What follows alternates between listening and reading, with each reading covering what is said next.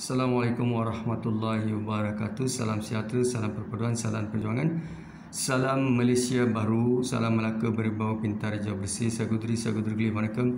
Sebian yang waran mani hauma kaifalakum ana billah syukran maradan waran inturung Malaysia rentacahau. Tuan-tuan dan puan, hari ini saya akan teruskan dengan perkembangan berkaitan COVID-19.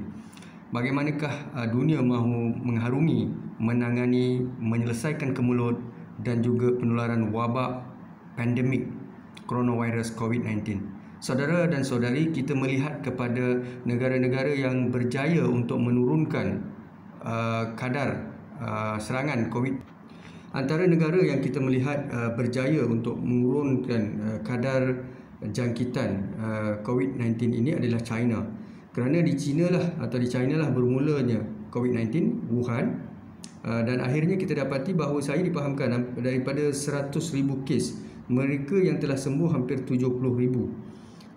Ini dilihat dalam Twitter, media baru, yang mana menyatakan China telah berjaya mengurangkan kadar penularan pada setiap hari dalam kadar peningkatan mangsa ataupun disebut sebagai individu yang berpotensi dijangkiti di China. Dan kita juga mahu perkara ini dimanfaatkan oleh negara-negara lain. Tapi sekarang ini kekusaran telah timbul negara seperti negara barat seperti Itali, Europe, Britain, negara-negara tertentu termasuk Malaysia sedang mengalami peningkatan dari segi jangkitan COVID dalam kalangan rakyat di Malaysia sendiri.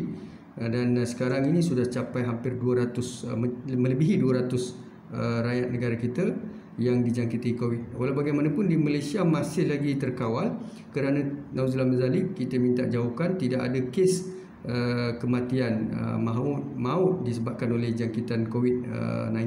Saudara dan saudari, apa yang perlu kita lakukan dalam dunia perubatan saintifik maupun klinikal ini adalah kita mestilah mencari vaksin yang mampu mencegah COVID-19 ini, kerana kita tidak boleh mengharapkan sahaja daripada bantuan ataupun pakar-pakar perubatan luar negara seperti mana yang digazetkan sekarang ini.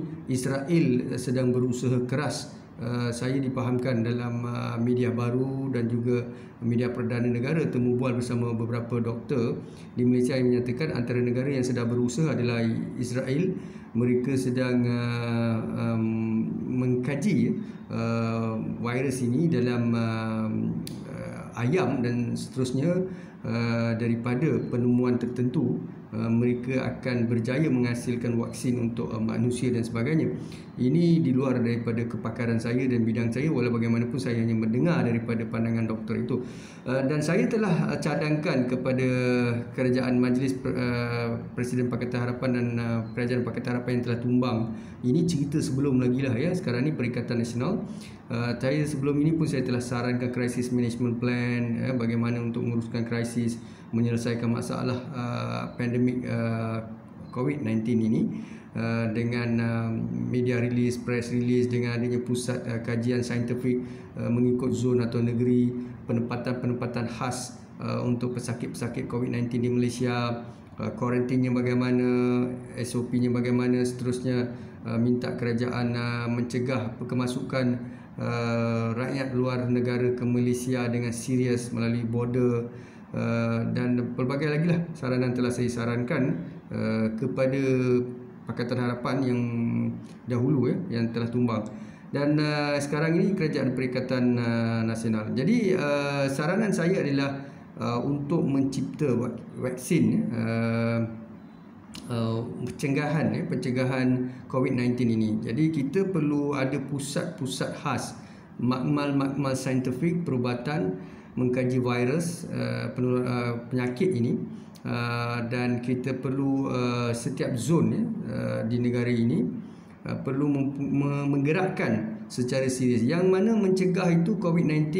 Pihak hospital, pusat nursing maupun disebut pusat-pusat pencegahan yang ada setempat yang diwujudkan oleh kerajaan seperti di Sungai Buloh dan sebagainya beroperasi seperti biasa. Mereka mempunyai fokus yang lain, iaitu menerima pesakit, merawati dan mencegah, seterusnya memastikan pemulihan pesakit itu.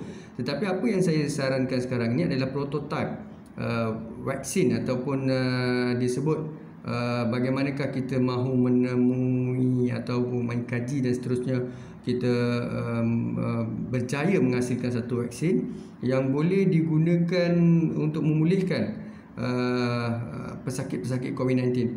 Vaksin ini sekiranya kita berjaya temui, dia mempunyai nilai ekonomi dan nilai disebut mesra manusia, nilai-nilai kemanusiaan, dan seterusnya kita dapat menjual produk ini ataupun memasarkan di luar negara dan dalam negara. Kita bukan mahu mengejar keuntungan, tetapi dalam keadaan pandemik dan kritikal ini, kerajaan perlulah lebih berfikiran di luar kotak, yang mana kita perlu segera mengusahakan.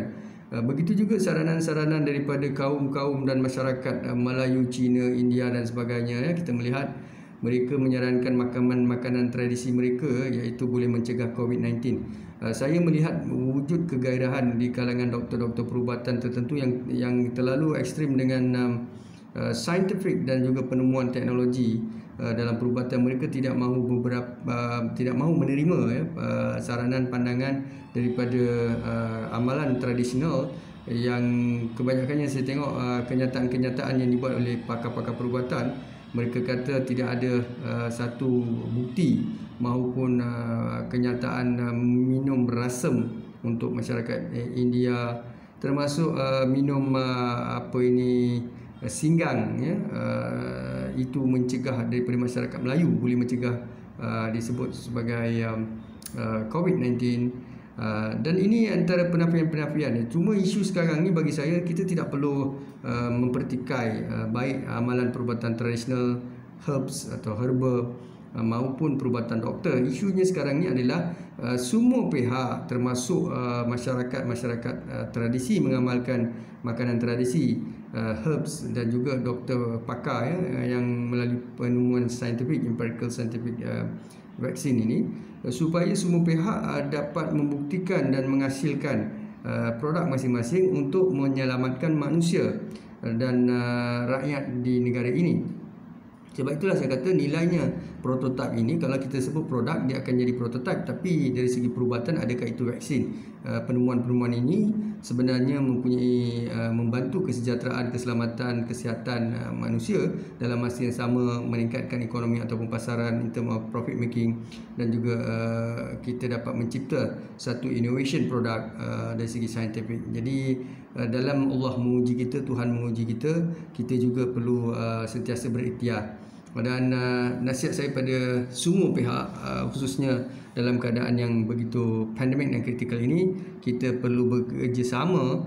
Arahan-arahan daripada KKM, Pegawai Perubatan, kerajaan, daripada media, disarankan perkeliling kerajaan, dasar polisi yang berubah, atas dasar mereka mahukan segala sistem perhimpunan, perjumpaan, bengkel, seminar ini dihadkan kepada tidak melebihi 50 orang, dan aktiviti-aktiviti perhimpunan besar-besaran dan juga atas apa-apa agenda perlulah ditangguhkan dan sebagainya. Jadi kita perlu ikut juga saranan ini, termasuk pengkuliahan, pembelajaran sekolah, universiti, kolej. Saya dapati sudah mula arahan daripada Kementerian, Pusat Tanggungjawab, Ketua Pusat Tanggungjawab, Ketua Jabatan Universiti menyarankan supaya setiap pembelajaran itu dijalankan secara blended learning, island, sistem ICT ataupun industri 4.0, 5G dan sebagainya, menggunakan teknologi, berkuliah,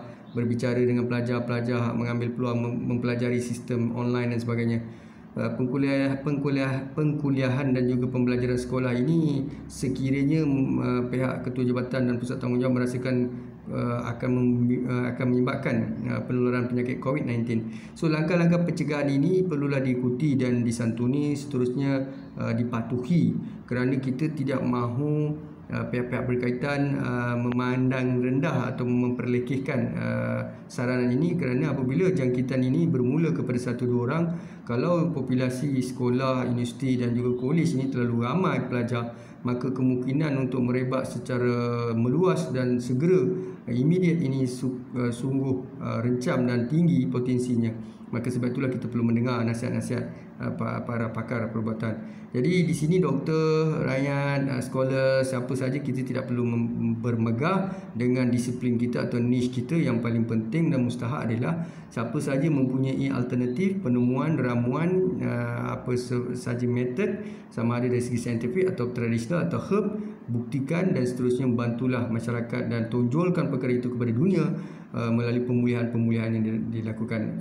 Siapa yang mempunyai batuk, demam ataupun bersin dan sebagainya, silalah tutup mulut menggunakan mask ataupun tutup dengan lengan, kain, tudung dan sebagainya. Kalau demam dan tidak sihat, jangan pergi kerja, jangan pergi kuliah, jangan pergi sekolah, jangan pergi masjid surau.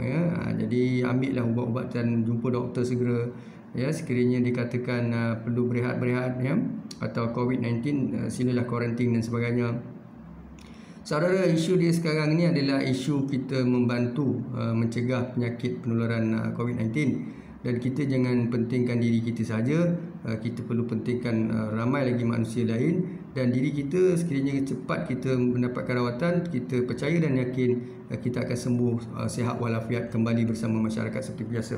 Jadi nasihat saya kepada semua pihak supaya kita sentiasa menjaga kesihatan diri kita, dan kita jangan menyebarkan virus ini. Virus ini tidak semestinya COVID-19, tapi virus-virus demam biasa juga janganlah disebar luaskan. Kalau kita tak sihat, kita berehat.